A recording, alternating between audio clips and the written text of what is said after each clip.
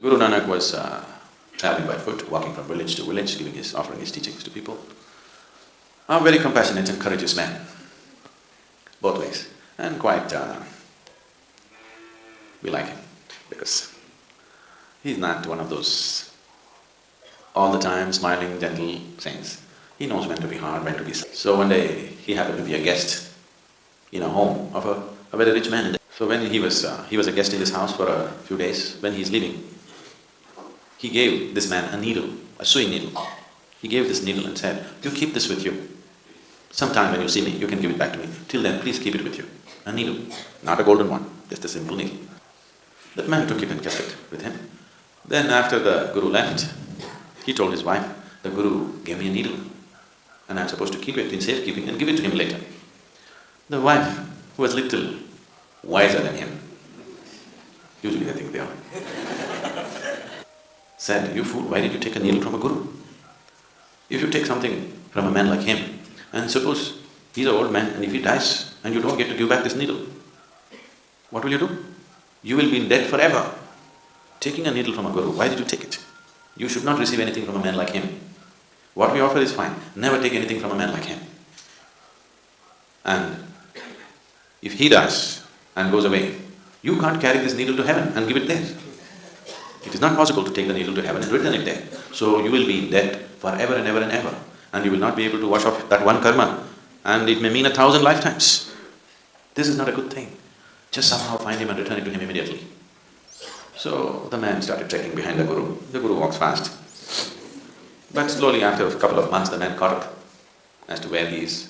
And then he said, "Oh my Guru, I don't want to carry this needle with me because just in case you're an old man, if you die, and I will be left in debt forever. And I know I cannot carry this needle to heaven and return it to you there." So Guru Nanak said, "So you know that you can't carry this needle to heaven. You know that, right?" He said, "Yes." "Then when you know this, that you can't carry a needle, what are all these things that you're accumulating? You will not be able to carry any of that. If you can't carry a needle, definitely you can't carry anything else." Then the man got the message. He fell at his feet and he went back home, sold everything that he can sell, just kept what is needed for his family, for him and his family. And the rest, because the whole society was poverty-stricken, so he went about building whatever was needed for the well-being of the people around. All these days, people were living in poverty, he was going on accumulating. The world is a limited space. This planet is a limited resource. If each individual goes about accumulating endlessly, all that can happen is strife, all that can happen is pain. Unless every individual somewhere fixes it within himself, "Okay, this is my deal, beyond this I will not go. Rest of my capabilities, I will use it for everybody's well-being." If this does not come in a human being, he is a disaster to himself and to the world. The disaster on this planet is not earthquake, not volcano, not a tsunami. The true disaster is human ignorance. This is the only disaster. Ignorance is the only disaster. Enlightenment is the only solution. There's really no other solution, you see. So, spiritual process, if it has to become alive, this is not about renunciation. This is just about living sensibly. Wrong words have been put by external scholars.